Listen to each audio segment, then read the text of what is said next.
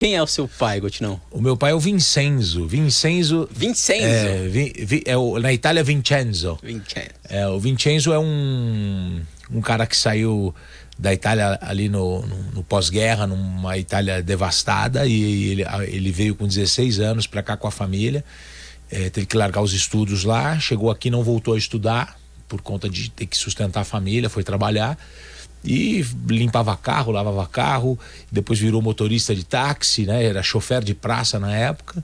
Conheceu a minha mãe, que tem uma irmã, e a irmã dela começou a namorar com um italiano, que é o Andrea. E o Andrea era amigo do Vincenzo. E aí o Vincenzo viu a Teresa e falou pro Andrea, você tá namorando com a Dina? E a irmã dela, tal. Aí acabou dando certo, eles se conheceram, se casaram, e aí eu tive, antes de eu nascer, 2 irmãs, a Roseli e a Rosimeire, minha irmã que já faleceu, teve um câncer com 45 anos de idade, mas eu tenho a minha irmã Roseli. E você é o caçula? Com 55, e eu sou o caçula. Eu tenho uma irmã de 55 hoje, professora aposentada, surda, usa um aparelho, sem o aparelho ela não consegue ouvir, com o aparelho vida normal, casada, mora no interior, mora em Tupã, interior de São Paulo, seguiu a vida dela, professora premiada, assim, adorava dar aula.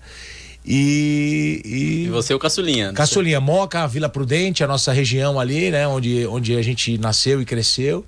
Moca, Vila Prudente, sempre nesses 2 bairros aí. E eu sou o caçula. Eu nasci 7/7/77. Caraca! Olha... Nasci quem gosta de numerologia é forte, hein, meu? Eu nasci 7/7/77. E o Rafael nasceu em 2007. Então tem E como é que era nessa infância na Moca, na Vila Prudente? Como é que era o seu Vincenzo pai? Porque eu falo que as gerações mudam muito, né? Porque, enfim, o mundo muda. Como é que era a educação desse cara? Como é que era esse cara pai? Bem ruim. Cara, eu comecei a curtir o meu pai depois que eu casei. Quando o Rafa tava pra chegar. Meu pai muito ausente, no sentido de... eu não lembro se eu ouvi um "eu te amo" do meu pai.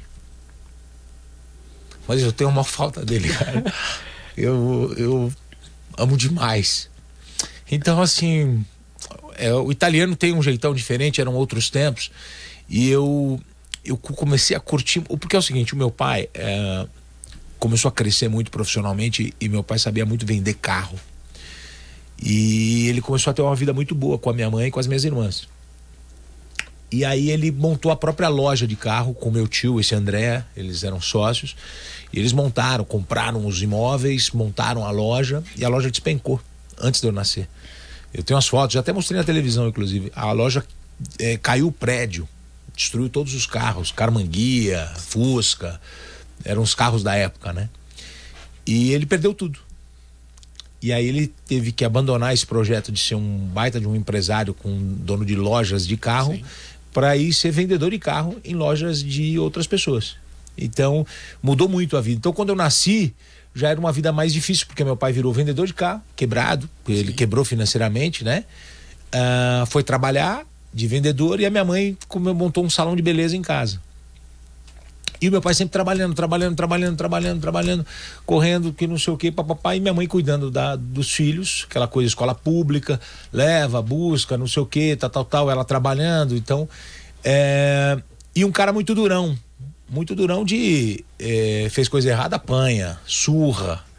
Uma coisa que a gente não... Hoje em dia mudou completamente. E a gente não usa isso, né? Mas e não assim, estamos julgando lá o passado, porque eram as ferramentas que ele tinha, né, cara? Era uma outra cultura.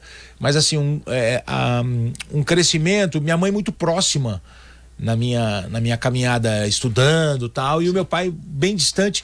Mas assim, o cara que saía para trabalhar às 7 horas da manhã, chegava em casa 8 horas da noite. Então eu tinha muito pouco contato com ele, porque eu tinha que dormir, porque no outro dia eu tinha que ir pra escola, aquela coisa, tal. Então eu tive pouco contato. E a molecada na periferia, você sabe, com 11, 12 anos, você fica na rua, jogar bola, empinar pipa, e eu queria estar na rua, tal. Então eu tive bem pouco, assim, dessa relação.